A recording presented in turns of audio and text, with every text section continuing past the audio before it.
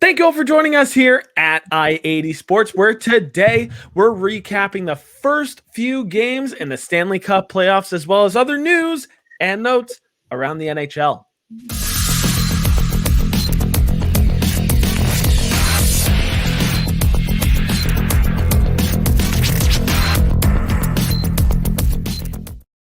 Thank you all for joining us here again at I-80 Sports. Make sure you check us out down below at i80.com. And we have so much content there. We have been covering NFL, MLS. We've been going crazy with that coverage in the offseason for the NFL and as the MLS is rolling along as we speak.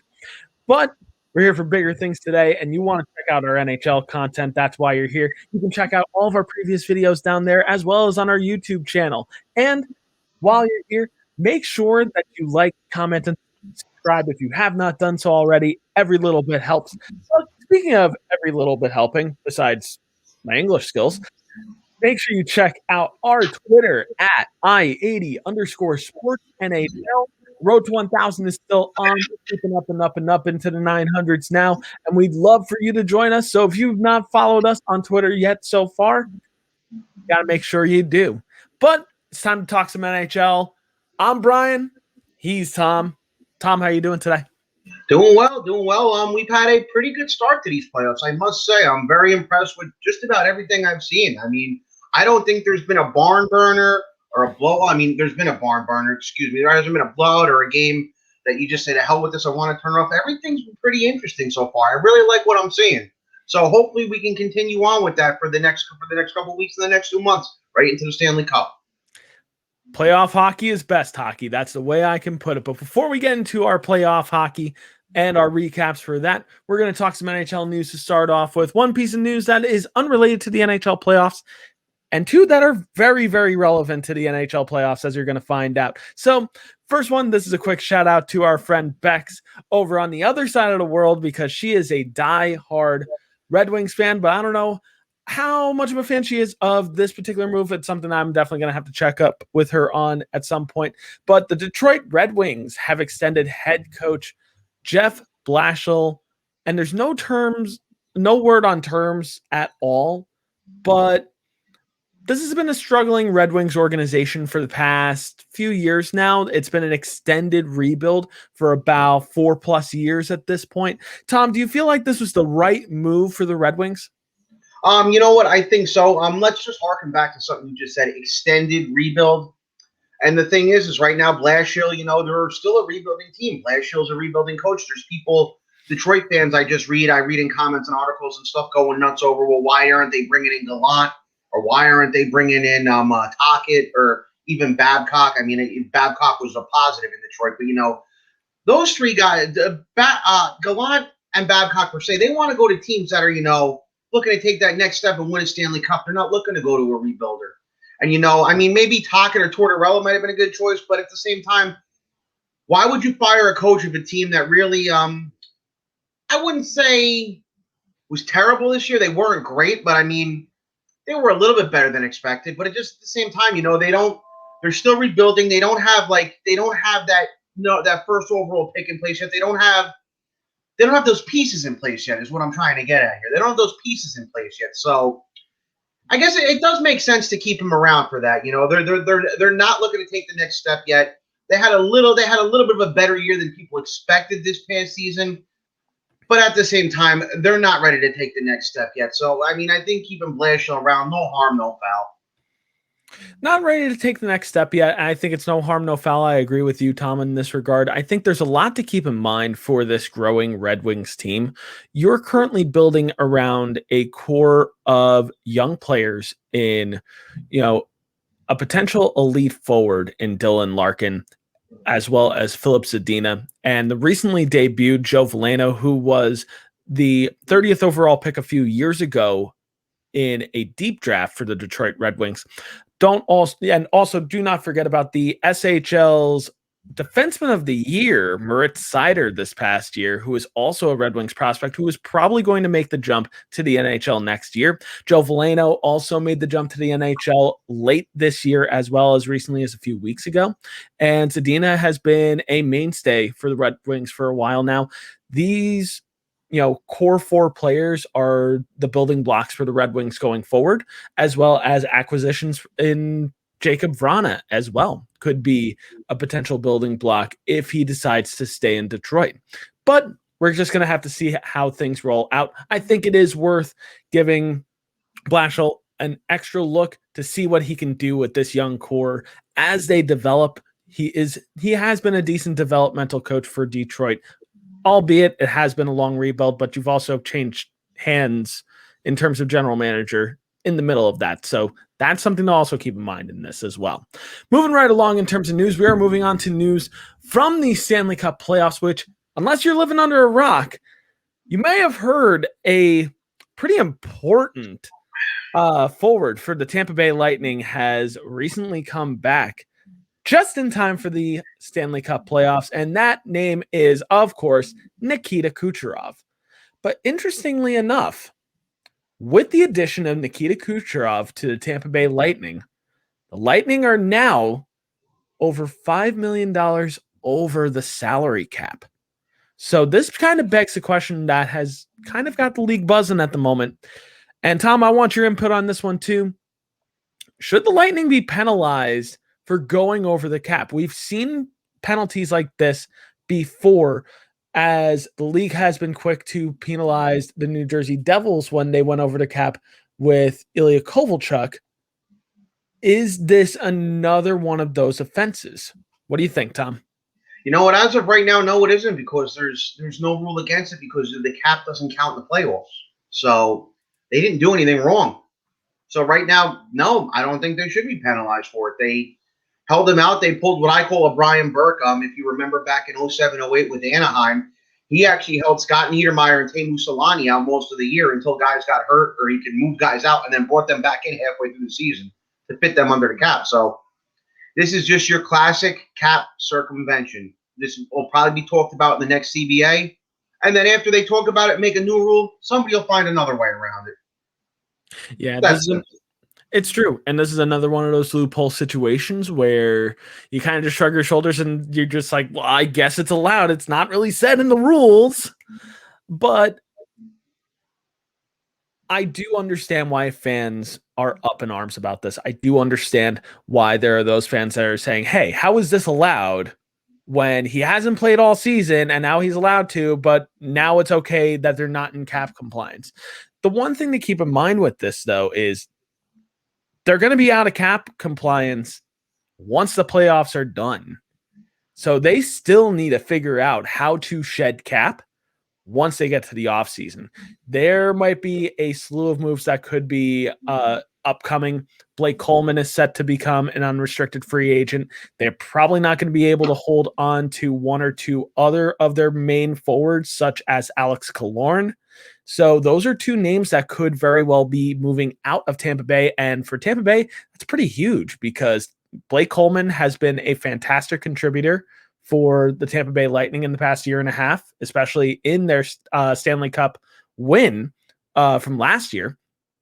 And Alex Killorn has been a mainstay in the top 9 for the Tampa Bay Lightning for the past 3 years now. So I think it's going to be interesting to see what happens for the Tampa Bay Lightning going forward. Now, speaking of the Tampa Bay Lightning, the playoffs have recently gotten underway, which we'll be talking about just in a minute, but we had quite an event happen in the very first game of the Florida-Tampa Bay matchup. We said that this was going to be the series to watch, and there was some hockey played, but there was also a lot of extracurricular activities, such as Sam Bennett going a little overboard on a boarding on Blake Coleman of the Tampa Bay Lightning, which results in a 1-game suspension for Sam Bennett.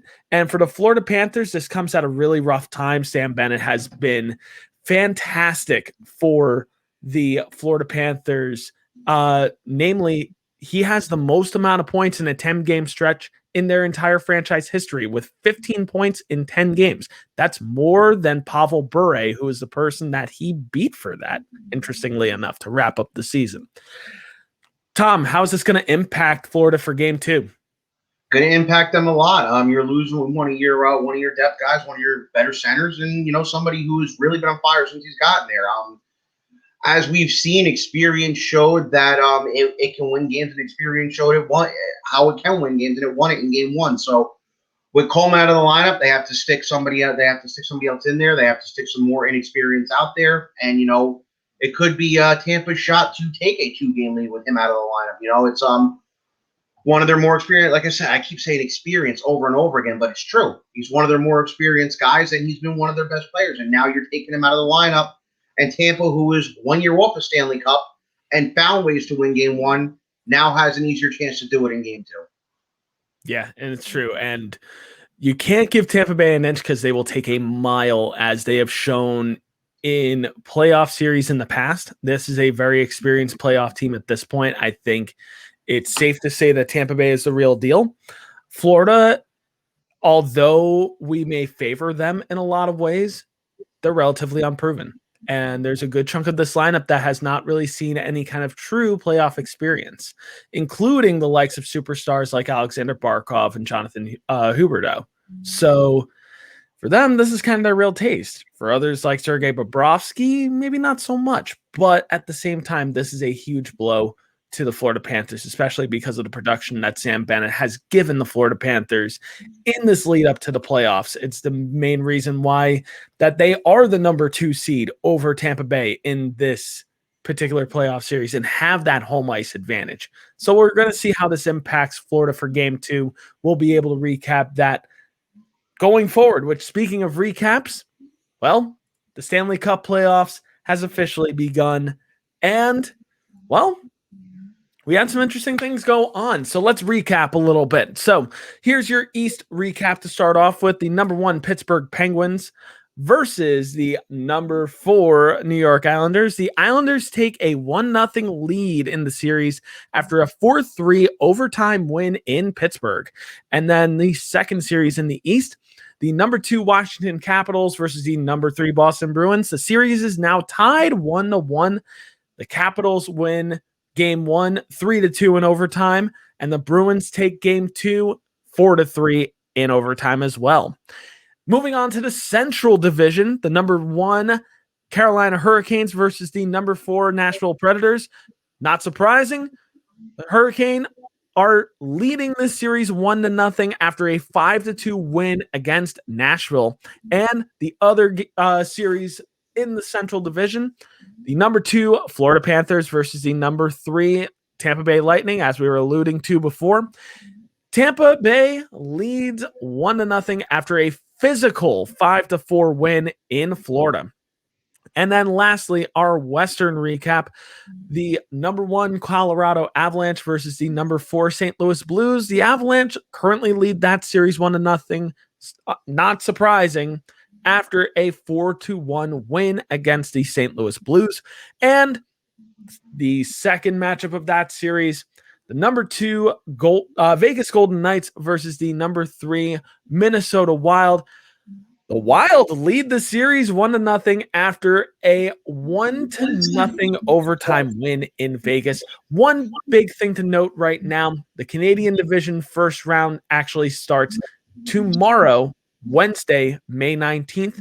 The number 2 Edmonton Oilers versus the number 3 Winnipeg Jets will start us off tomorrow on May 19th, where the number 1 seed Toronto Maple Leafs will have to wait to face the number 4 seed Montreal Canadiens until Thursday, May 20th. So we'll be giving you our Canadian recap next week. So quite a bit of information that we just dumped. We had a lot of overtime victories in just the first couple games of the playoffs. It's exciting to see. It's awesome to see. No 7 overtime wins yet. So, hold your horses there. No 7th period stretch just yet, as we had in the Columbus and Toronto matchup last year. But who knows? Playoffs only get crazier and crazier. So, Tom, what's the biggest surprise of the first round for you so far? To tell you the truth, I thought that St. Louis and Colorado game last night would have been a little bit closer. With all the smack that St. Louis was talking, with the experience they had, I thought that maybe they would go into Colorado and shock them.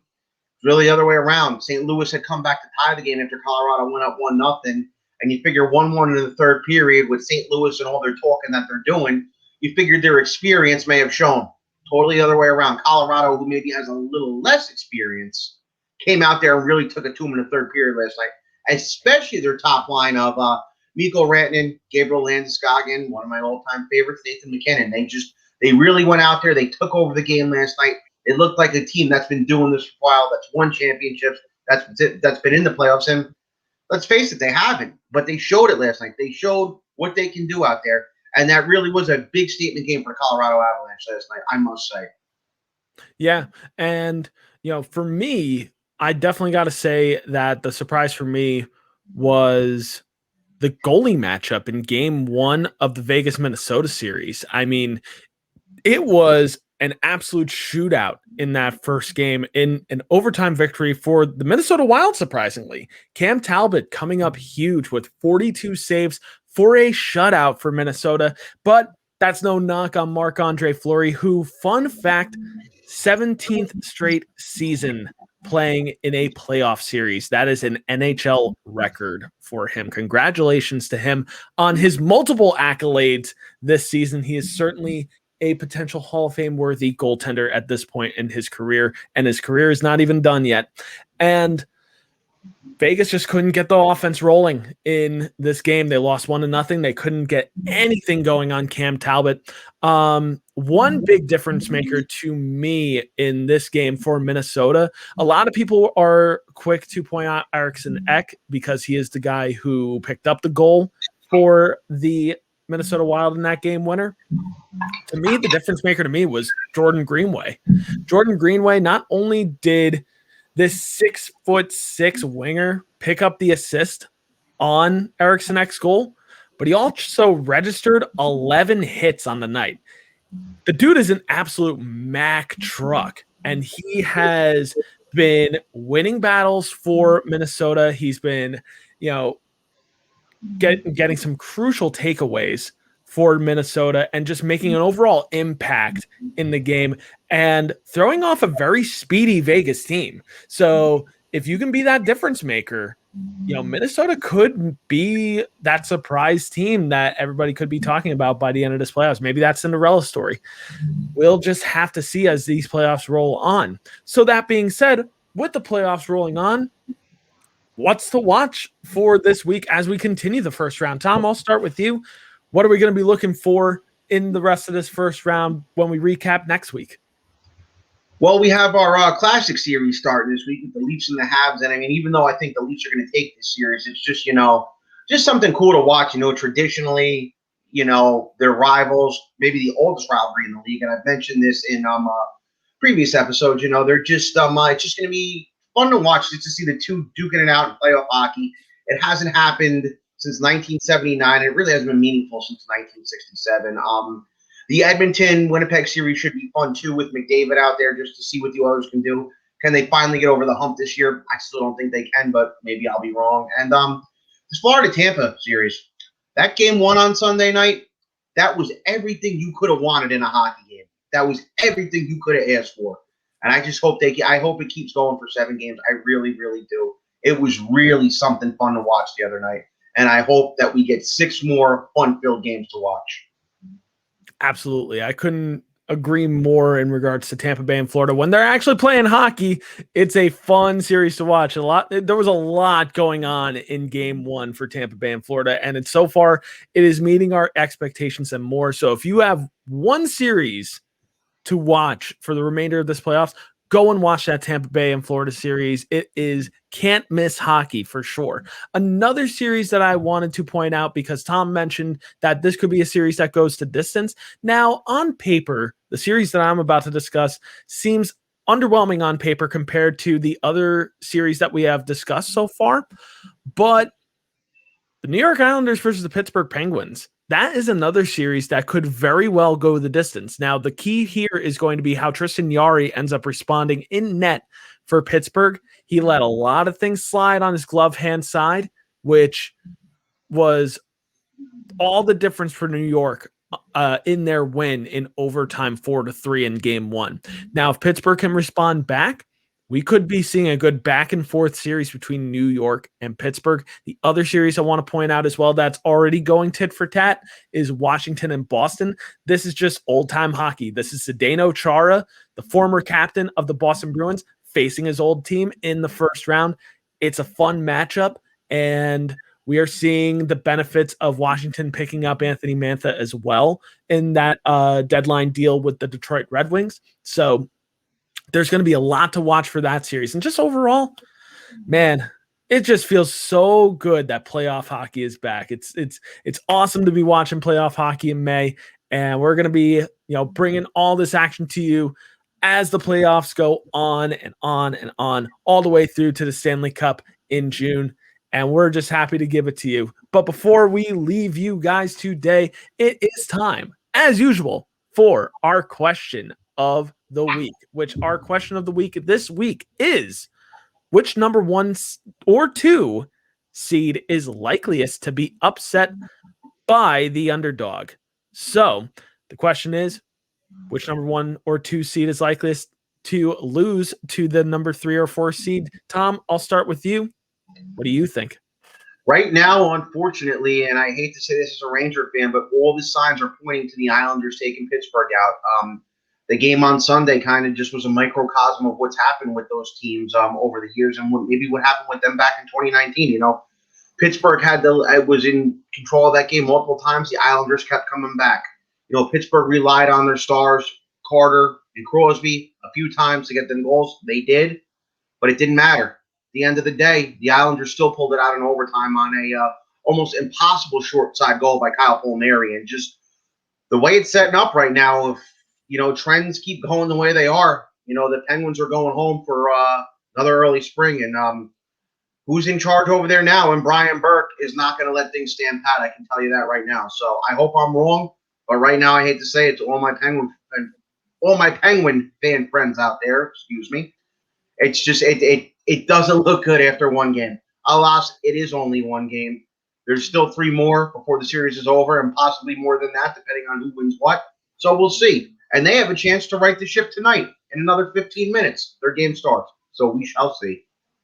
Yeah, it's true. And I absolutely agree that Pittsburgh is a likely team to potentially get upset here. I alluded to Tristan Jarry before. If you can't figure out that glove side, that could be all the difference for New York. The other big difference maker here, New York plays 4 lines deep, whereas I also feel like they're a little bit deeper in their forward core than Pittsburgh. That being said, I think the quality of the top stars for Pittsburgh is of a higher quality than New York's. I think New York is also currently missing Anders Lee in a big way in a series like this to be the difference maker. So that is also another factor in this series. But New York could be the underdog here to take out Pittsburgh. The other series to watch, just based on the numbers right now, Vegas is down 1-0.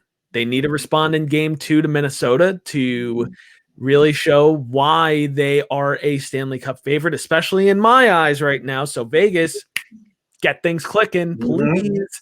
But they need to get their offense clicking here against Minnesota. Cam Talbot stood on his head for Minnesota in game 1. We'll see if he can replicate that same performance in game 2. And it's going to be difficult. This Vegas team is deep. They've got younger players that are starting to make the breakthrough and make the difference for them, namely Zach Whitecloud. So we'll see if names like that start to get it going for the Vegas Golden Knights. Another name to watch come playoff time, as per usual with Vegas, like it's been many, many years, but still, for Vegas, one name that always seems to reemerge in playoff time is Riley Smith.